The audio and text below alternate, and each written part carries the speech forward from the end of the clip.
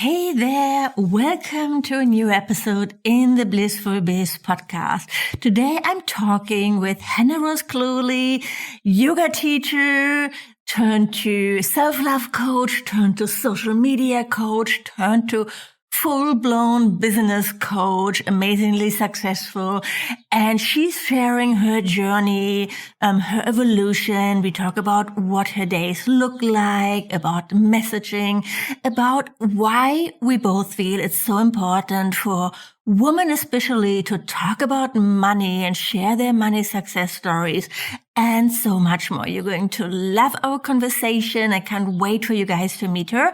So let's dive in. Hey there, welcome to the Blissful Biz podcast. I'm your host, Susanne Reiche, here to help yoga and wellness entrepreneurs build a thriving online business. If you're ready to make a bigger impact and earn money online, you are in the right place. Each week you learn about websites, digital products, social media strategies, and what's working now to build your online business. And now let's get started. Hey, Hannah, welcome to the Blissful Biz podcast. I'm so excited you're here. Today, thank you so much for having me. I'm super excited as well. And I'm jealous that you're in Mallorca, where it's probably way warmer than it is here. It's so gorgeous. I have to pinch myself sometimes. I can't believe that I'm living here now. It was completely unplanned. And I'm exactly where I'm supposed to be. Love that. Yes. So we just started chatting a little bit, and I love that we've been in Bali at the same time and then went back to Europe with the pandemic. And so we're going to talk a little bit more about that and about your journey in business as well. But maybe we start with you just like quickly introducing yourself to our listeners. Yeah, totally. So my name is Hannah and I am a business coach and mentor. So I kind of bring together the really strategic side of mentorship that comes with that. And then also the intuitive discovery side of coaching and the mindset and those things and bring them together. My, I guess, specialties would definitely be in content creation, messaging, as well as the mindset work. So I think that's really, really key. And I work with wellness entrepreneurs, whether you're a yoga teacher, whether you're a coach, whether you're a photographer. Like I work with somebody who specializes in dog behavior. Like I have such a wide audience of who I work with, because I think at the end of the day, when it comes down to following your purpose and doing what you want to do, and especially if you run an online business, which I know a lot of the people that listen to this podcast and that you work with do, the steps are very, very similar. I love that. What's your background really? So I know I discovered you, I think the first time in Bali, like years and years and years ago, when you were talking more about body positivity, if I remember that correctly. Yeah. And lots of pictures, amazing photos in a bikini. Yeah, I miss those days. I think, what did you do before that? What brought you to Bali? What was like your upbringing? My background, my original background is actually translation, which is like so different to what I do now. But I think that's why messaging is something that really excites me, because I like love language. So I was a translator living in London. But what languages? French, French and English. And then also like project management. So just overviewing other translation projects in all of the languages. But that brought a lot of stress to my life. It was a high stress job, considering it's not an emergency job. Do you know what I mean? I remember thinking at the time, like, I'm not a surgeon, I'm not a paramedic, like, why am I stressed right now? And at the same time as that, I had to go for a couple of knee surgeries, because there's just something structurally like not quite right with my knee and my hip. And that's how I got into yoga. So I guess like everything sort of led from yoga, and the gratitude for your body that comes with that, and the acceptance that comes with that. And also how amazing yoga was for my knee health. You know, my surgeon was always so shocked post-surgery at how much mobility I had because of yoga. And I ended up quitting my translation job, going into yoga, managing yoga studios. And then I got into the social media side of it, because when you manage a yoga studio, managing their social media is usually part of your job. And that was just a thing that I was really good at. Like, the managing people wasn't my thing, but the social media, the marketing was something that I really, really loved. And then I visited a friend in Bali, and I loved it so much. So I feel like everybody who goes there feels that way quite often. And I just decided to move. So I moved, and I ended up managing a studio over there. When was that? When did you move to Bali? 2018. Okay. Yeah. When did you move? Well, I went there the first time for yoga teacher training. I think it was the end of 2013. Yeah. And then I was like you, I fell in love with the island. And so I was already freelancing in Germany, working as a freelancer in advertising. So I went back to Germany for a few months, like earning like tons of money, and then went back to Bali, and then went back to Germany. And then I tried everything to make it work so I could stay in Bali longer. I did like PowerPoint presentations for clients, and I had a little yoga retreat directory. It was my first online business that I started in 2011. And and then I discovered online courses in 2016. And that's when my journey really started. Oh, amazing. Yeah, so you were there a bit, well, I went there like in 2008, but it was like a traveling holiday, and I didn't really like appreciate it at all. But yeah, you were like there a little bit earlier than me. I was late to that I was a bit late to the digital trend. I remember my friend and like another yoga teacher being like, you have to create a course. And I was like, what? Like, I don't know what I would even do. And then obviously now it's so different. But yeah, I moved to Bali. I taught there. I set up my social media management business. But I was still posting, as you would remember, publicly about like the self-love stuff. Like, that's very much what I did. And when I did my life coach training, it was in the self-love world, because that's what I was super passionate about. And that's what I started coaching in, was self-love. And then I think when COVID... And how did that work? How did it work? Did you find clients? Were you able to support yourself as a self-love coach?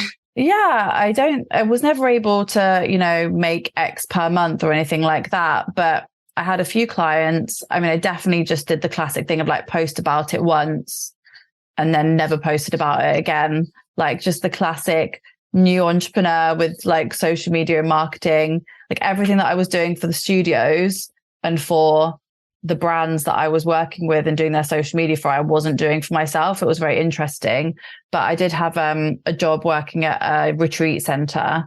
So I did the self-love coaching, and I did Reiki, and I taught yoga there. So I got loads of experience with their clients. It was kind of like a death by fire situation, but it was so good because I really understood how to hold people through that.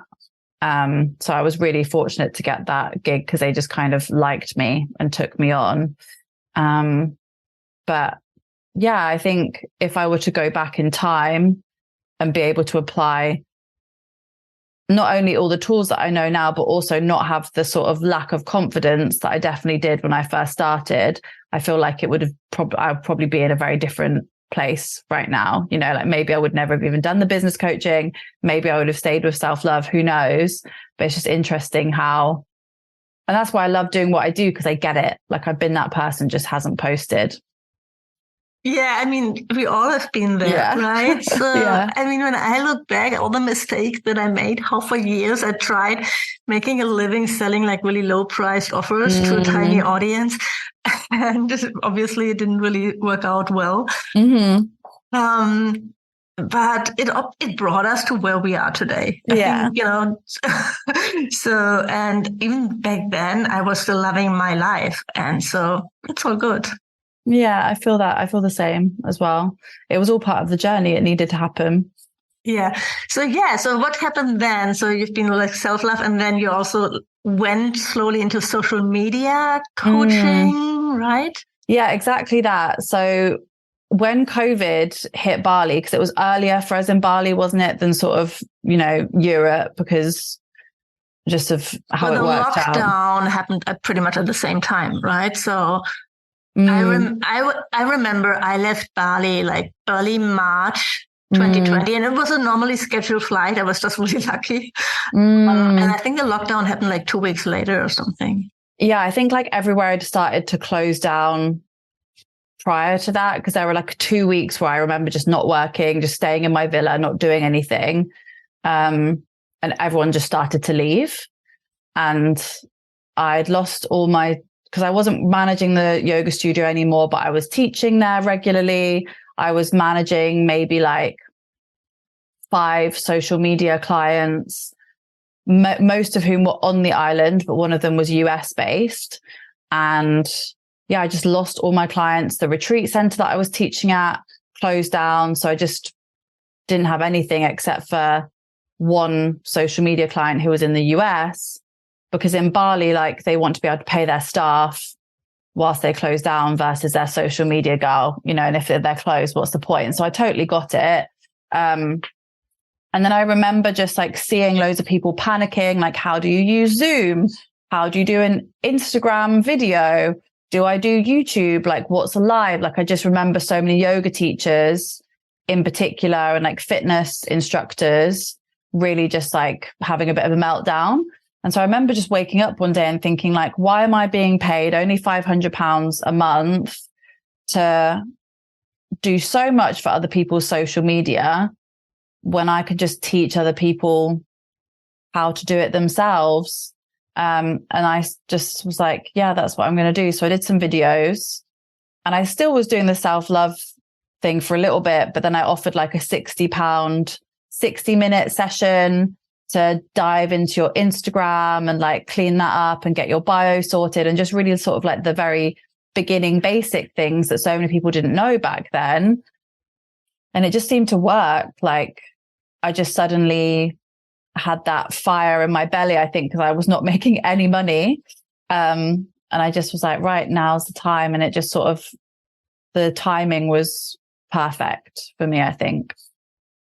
I think like a lot of online coaches got kind of a boost in the pandemic, right? In 2020 and 21, because obviously everybody moved online for pretty much everything. So that's like the silver lining a little bit of the pandemic. I think that it really opened people's eyes about the possibilities of learning something new online, of like, practicing online, doing things.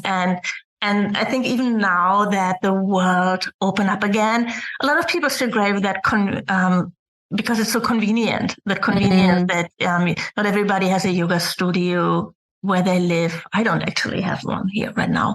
It's kind of annoying. So, and I mean, I love online courses. I love learning everything with online courses. But I know that a lot of people are also struggling with that. Suddenly it's like, okay, suddenly nobody books my Zoom classes anymore. Or suddenly nobody's, like my online course isn't selling as much anymore. There's so much more noise out there.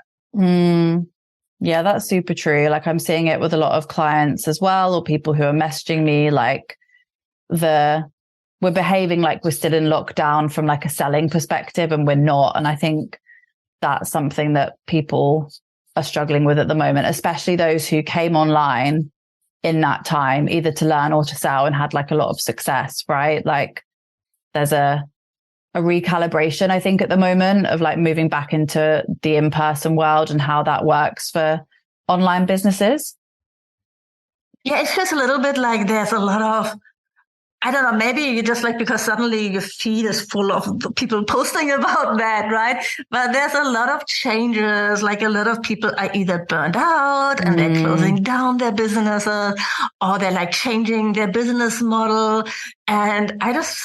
And it's so easy to get caught up in that. And, I just had that this morning, that this realization that there are actually entrepreneurs who are crazy successful, who've been doing the same things for over 10 years, like Marie Forleo or Amy Porterfield or James Wedmore. They just stay in their lane. right? They don't get like influenced by all that craziness around them. They did the same thing pretty much in the pandemic than they did before. Yeah, they were the ones who were having programs before, right? Like same with Manifestation Babe, like Catherine Zenkina, like they've been around for a long time. And even I lived with a coach for a few years, or not a few years, a few months in Bali, who he'd been coaching for 10 years. And this was pre-pandemic. Nobody knew anything about COVID. And he was just there doing his calls online. And the coaching industry has been around for such a long time. But for those of us that were, or for the people that were, and I think a lot of your audience as well will be those people who are probably yoga teachers who moved online and then realized that, as you said, there is this online world, that then the panic sort of sets in of like, well, things are changing now. There's not going to be any space for me. And actually that's not true. And I think it's that fear of change that human beings have, this innate fear of things changing. We want things to stay the same. But I think it's exciting. Like in-person things are going to start building back up soon. How I see it is like everybody has been in lockdown. So now they're going out and like, the yoga classes are really full in the studios that I teach in person. But I feel like London, for example, was a different story. But I feel like everything's going to start to even out soon. So if you're listening and you're like stressed about that, just trust that everything is going to settle and even out. Because when we first went into lockdown, we were all panicking in the same way, right? And everything's been okay so far. Yes, that's so true. That's so true. Better always just like take a deep breath. That's what we practice, right? And you have all the tools, like a lot of my listeners are yoga teachers. You have the tools to stay calm, to regulate your nervous system and apply them to your business. That's literally it, right? It's like, what would you say to your clients if they came to you stressed about something? Like, be your own coach, be your own leader. Yeah. But so I started talking about those names who've been around for a long time. And I think their advantage is, right, they're so established already as a brand. So when you're starting today, it's so much more, it's more difficult to stand out. It's not unique anymore to create an online course as a yoga teacher, like it was, 2020. So what do you think is really like the most important thing when you're basically not starting out, but maybe just like you want to grow your business really up to the next level? I would assume that a lot of people's audiences, like a lot of the people in the audiences of the yoga teachers probably haven't done an online course. Like I think when you're in it and when you're studying it and when you're in like business programs or when you follow, either yourself or myself or other people, we assume that like everybody knows about these courses. But if I were to go out and like talk to, because for example, my partner, he's, works a corporate job, his friends do similar, or they're in the creative industry, they're not doing these courses, So I would assume that many of the people listening, your audience, they're not oversaturated with programs. You probably think you are because you're following 200 other coaches or business mentors on Instagram, but come back to the client. Like, who are you serving? What do they desire?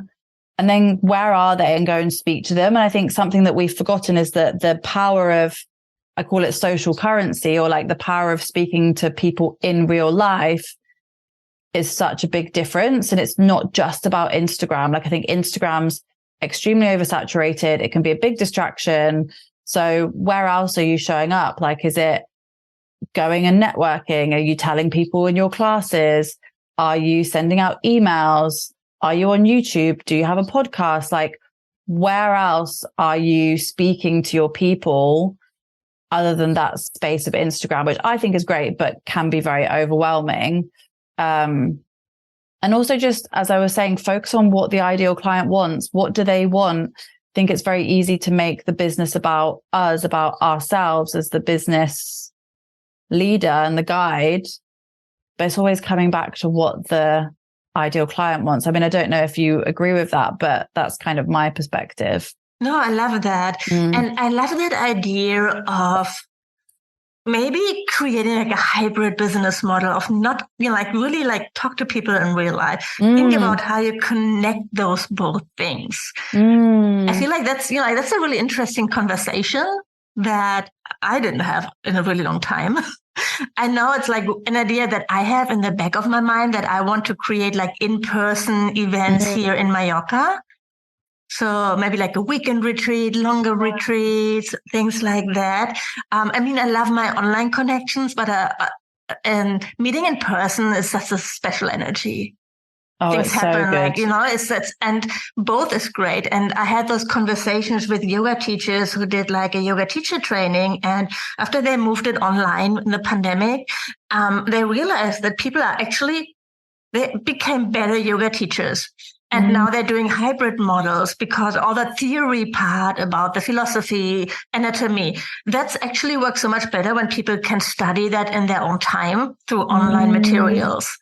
Because otherwise, like when you're sitting in a room, like very uncomfortable on some bolster for 8 hours, after a while, you're just going to tune out. You're not going to be able to really digest what people are saying. So to have that combination, I think it's so powerful. And then to meet in person, like as well, like for a week or 2 weeks and do the teaching, the connection, all those things that are really important, I feel like, for yoga teacher training as well. Yeah. And I think I would so much rather be able to study something at home in my own space, in my own time. So I can pause it, so I can make notes, so I can go make a cup of coffee. So I don't feel like I'm in school. Like if it was a training for like if I was going to do my yin training or something, I think that'd be different because you'd want it to be in person. But exactly as you say, like the philosophy side of things, or even if it's like got a life coaching sort of angle to it, which I think a lot of yoga teachers can add in, because usually we're guided to yoga because we want to go deeper and we want to learn more about ourselves, which then makes us great people to help other people do that also. That's the sort of thing that can be done, as you say, online. And then you have the opportunities for people to come meet you in person, to come see you in person. Maybe you're still teaching 1 or 2 classes a week because you just love the energy of teaching a physical practice. But I think we have to remember that pre-pandemic, basically the majority of the businesses were created in person. Like the online world is very, very new. And yet we could forget that. We forget that it's so new. We think that this is the only way to build a business. And of course it can work. But what does happen is then we look at people like, I'm trying to think of some of the names that you mentioned, but they've all gone out of my head. Marie Forleo, and we think we should be there. Or if I think of some of the big yoga teachers that I follow who have like a big following and run their courses and have their memberships, you look at them and you think you should be doing that already. And you forget that they've probably had 5-10 years of building this. And they, for whatever reason, were able to grow their audience, but it probably took them a really long time. And we forget that. We want that instant success that just really doesn't exist, Yeah, that's true. It's like, make me successful in 2 weeks or in 4 weeks and bring me to 6 figures. I would love to, but that's not how it works in most cases. Oh my gosh. No, like I had years of building it up, thinking about a program, but not offering it, not quite doing it, enrolling in one program, letting that sink in, doing this and that. Like it, from the point that I was qualified as a yoga teacher to then being qualified as a coach, there was like 3 to 4 years. And then for the coaching, before I actually started seeing really good money coming in, there was 2 years. So I think it's like giving yourself, and I already had like quite a big audience online, right? I wasn't building my audience from scratch. That's another thing that I think we have to think about. So never comparing and just having patience. Like if you have that pressure on yourself to want it now, you're going to be pushing it further and further away from you. How did you start building your audience? Was it just sort of posting on Instagram consistently then? And how did it translate into changing your business model again and again? Yeah, that's a really good question. Yeah, so mine really came about from the body positivity, just posting. I don't know, it just suddenly started growing, but it wasn't quick. It was slow and steady over a few years. And then when I moved to Bali, that also helped it grow, because I think I was moving from one area to another area and like putting myself in a new environment. People are always super curious, but I was very much more of an influencer. So my content was just very random, didn't have a lot of point to it. I sort of just posted because I wanted to say something, which was really good practice for now, because I'm never scared to put anything out there. Like, I say what I want, I say how I feel, I say what's relevant, but with now the angle of like what my ideal client needs to hear.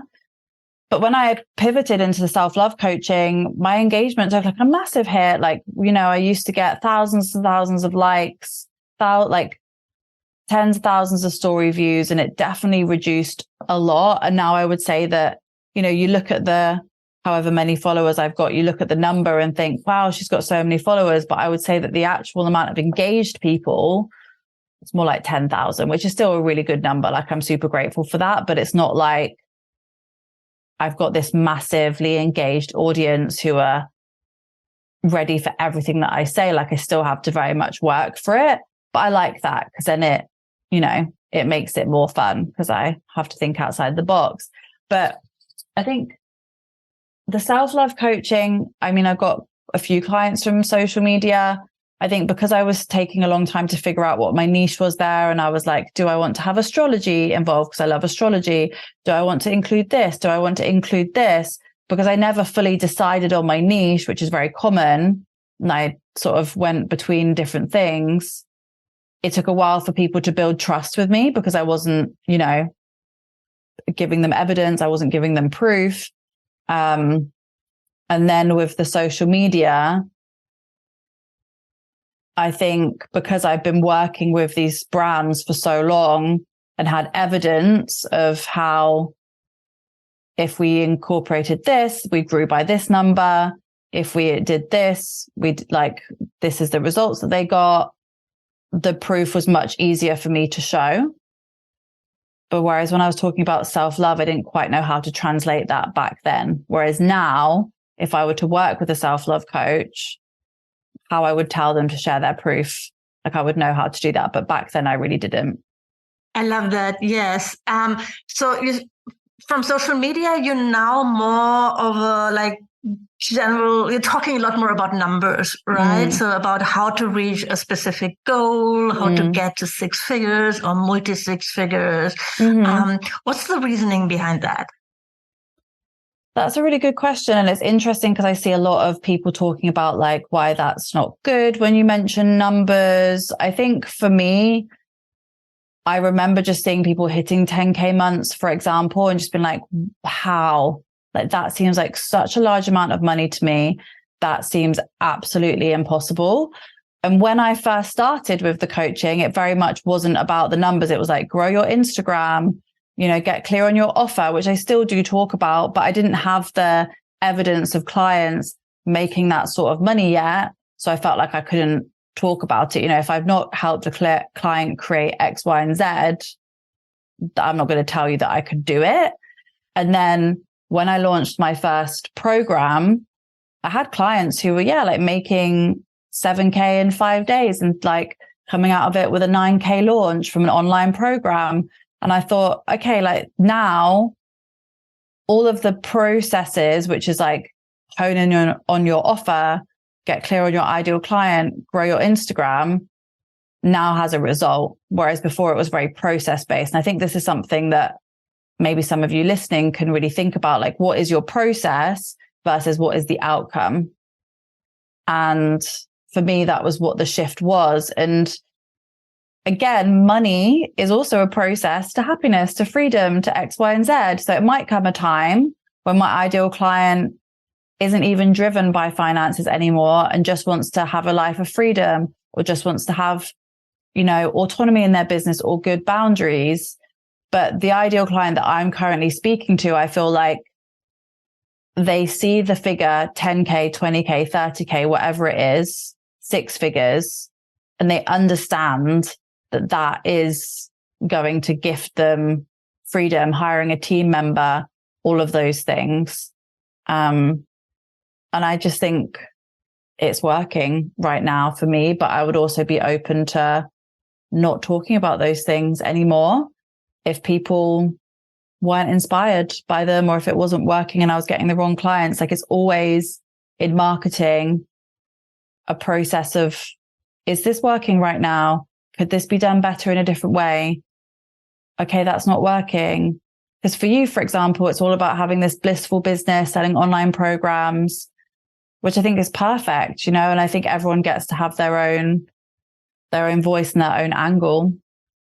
No, I love that. I love your answer. And I agree that seeing other people, especially women, talking about their financial results, it's inspiring, it's empowering, it's important in our society when you think about how few female-led businesses actually get there to those results, and how normalized it is in our society that as a woman, you choose a job where it's about healing or helping people and you don't do it for the money. Yeah. And, you know, and there's all those very low paid jobs that are traditionally female. And this construct of the patriarchy, it's time to overcome that. So it's important. It's important to see women talk about money. And of course, it's triggering to some people, right? So, and I had times in my, you know, when it was triggering me, but I realized pretty quickly it's about me. Right? It's my issue. It's not about them or what they're posting. It's like, what is that actually triggering in myself? What thoughts, what beliefs that I'm having? That's so valid. And I love that you said that, because I think there are some people that just aren't lit up by the money conversation, and that's absolutely fine. Like I worked with a client last year who's a yoga teacher, but she's also like a digital marketing coach. And she just was like, I just don't want to talk about money. And now part of her messaging is very much like how I feel about people saying 10K months. And that's fine. Like, your people will go there and you do you. But for me, I used to be majorly triggered by, people talking about making X amount of money. And I was like, how is this even possible? This feels so, because I was from a very comfortable childhood. Like, my parents had enough money to send me to a really good school. It's not like we had, you know, flashy cars or anything like that, but it was very comfortable. But I just remember thinking that making that sort of money was impossible for me. And I had no idea how I would do it. And I would always be in debt, or I'd always be worrying about how to pay X, Y, and Z. So I guess also for me, it's a little bit of a celebration that I'm like actually making this sort of money, which never seemed even remotely possible. But people are really triggered by it. And I think that that's part of the patriarchy, is that the top percent stay very, very rich, and everybody else stays either very poor, or somewhere in the middle where money is constantly on your mind and you're always worrying about it. And even like the video, like movies, you know, the rich, snooty woman loses her memory or whatever, and then all of a sudden she becomes a good person. And it's like so classic that money is bad. But then we watch Formula One, the documentary where they're making millions for winning a race, and we praise them. So it's just so conflicting. And yet it is the coaches on Instagram that talk about it that get the stick, you know? Yeah, it's so true. I remember, you know, Ellie McBeal, the TV show? And you're like, it's like back in the days. Vaguely. Yeah. I mean, there was like one episode, like pretty much at the end, where she bought her own house. And the feedback from, I think, her colleagues or friends were, you can't buy your own house. You're never going to find a man. Wow. Yeah. I think there's still truth to that. I mean, that's like, I don't know, 10, 20 years ago, but still, right? 100%. I want to change that too. I want women to have that financial freedom. Like freedom is like emotional freedom, but also financial freedom. It's so important.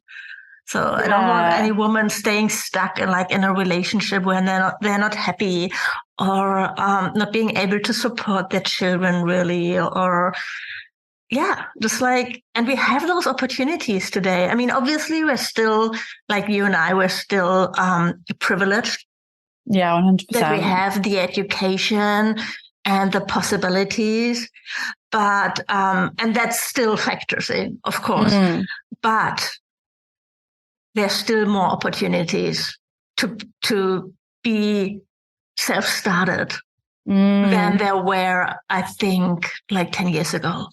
Oh yeah, 100%. And I also think, yeah, wherever there's this, there's a scale of privilege, right? So wherever you are on the scale, there's usually people that are more privileged than you, and there are usually people that are more oppressed than you. And I think one thing that I love about having this type of business is that then you can create spaces for the people that wouldn't have those opportunities. But even, for example, when I worked at a yoga studio in Bali, we wanted to create scholarship spots on our yoga teacher trainings for Indonesian teachers, because one thing about Bali that if you've never been, you might not know this, but all the teachers are basically Western. Like, it's very difficult to go and find traditional Indonesian Balinese yoga teachers because of the money piece. Like, an average salary in Indonesia, in Bali, at least when I lived there, was a couple of £100 or €100 a month. And they wouldn't have the money to spend thousands of pounds on a yoga teacher training. But what we found when we wanted to introduce it, that none of the people that were interested would take the scholarship, because it would mean that they wouldn't be able to work. And if they couldn't work, they couldn't provide for their families. So it's like, well, then do we create a scholarship fund that would finance them instead of their salary? And it got quite complicated. But one of the things that having more money and having more revenue in your business is that you can create those opportunities, and that maybe you would do, like, either you get investment or you do a GoFundMe, or even you just sacrifice your own time or your own finances, right? Like, there are different ways that you can do it, but having scholarship spots on your programs to enable, whether it's women of color or people who are LGBTQIA or disabled people, like whatever categories you want to decide on, you get to offer those up for people. And when I do have scholarship spots, they're usually the most dedicated and they're usually the hardest working. And I have one person who joined me for my mastermind in 2021. She'd been made redundant. She's a woman of color and she really wanted to do it, but there was just no way. Like, she couldn't even pay her mortgage. And now her business is like soaring and flourishing. And she's like working with Adidas, and just, it's amazing to see. And whenever I speak to her, she's like, I'm just so grateful that you gave me that opportunity. And that's awesome. It makes me feel good, but more importantly, it's given her an opportunity that maybe she wouldn't have had otherwise. So we can recognize our privilege, and then we can do things to help level out the playing field, if you will. Yeah, I love that, to give back from a full cup, right? Yeah. It's a cliche, but there's so much truth in it. Yeah. Mm-hmm. So tell us a little bit about, like, what does your life, your business day look like today? Oh, that's a good question. My days are all different, but today I've got 2 calls after this with my one-to-one clients. And then I'm teaching yoga this evening, because I still teach 2 classes a week in this like amazing studio it's not coastal, but it's on like a creek. It's near a creek and it's just beautiful. So then after my 2 calls, I'm just going to do some final things for a program launch. But my days always look different. Like yesterday I was in a co-working space. Tomorrow I'm not working. I'm going to a wedding. And then I'm going to Mallorca in a few weeks. Like, travel is a big thing for me. But I think I would be lying if I was like, every day is super glamorous. Like, no, some days I am in my office, like 9 to 6 on calls, darting out to make a coffee, trying to tell my cat to shut up because she's being crazy. Like, it's still real life, but the freedom that I have is just the freedom of choice. Like, tomorrow I needed tomorrow off because I'm going to a friend's wedding. I don't have to ask anybody. Yeah. Or I'm going to Mallorca in a few weeks to see my friend who lives there. I don't have to ask anybody. And or if I was sick a week ago or a few weeks ago, I think I had to rearrange our podcast episode as well. But again, I didn't have to ask anybody. I'm just like, I'm really sorry I'm ill. We're going to have to move our call. And all my clients like, yeah, that's absolutely fine. And that's what for me is exciting. But yeah, there are some days when I'm like, I'm sick of this. I don't want to write this sales page anymore. I can't think of any content ideas. Like I do have those days as well. You just open ChatGPT. Yeah, it's true. No, thank you for sharing that. I love it that we have such aligned goals, aspirations, like in a way what we appreciate really about that life as an online business owner. So I hope that was an inspiring conversation for our listeners. Where can people go to learn more about you? So I'm on Instagram at Hannah Rose Cluley. That was probably one of the best places. I also do have a podcast called the Empowered Entrepreneur Podcast, which I would love to have you on. So maybe we should organize that as well. Yeah. And that is really awesome. Those are the two main spaces that I'm in and focusing on at the moment. But yeah, just come on over to Instagram and see what's going on. Yeah, add the link to the show notes. I also tag you when we share this episode. Thank you so much for being here, Hannah. It was lovely talking to you. So yeah, thanks again. Thanks so much for having me. It was amazing. Thank you for listening to this episode of the Blissful Biz podcast. If you like the show, please leave a review on iTunes. This would mean the world to me. And of course, don't forget to subscribe to the podcast to never miss a new episode. To learn more about how to work with me one-on-one, my courses and membership, or to get instant access to freebies, workshops, and more, go to susannereiker.com right now. Thanks for tuning in and see you next time.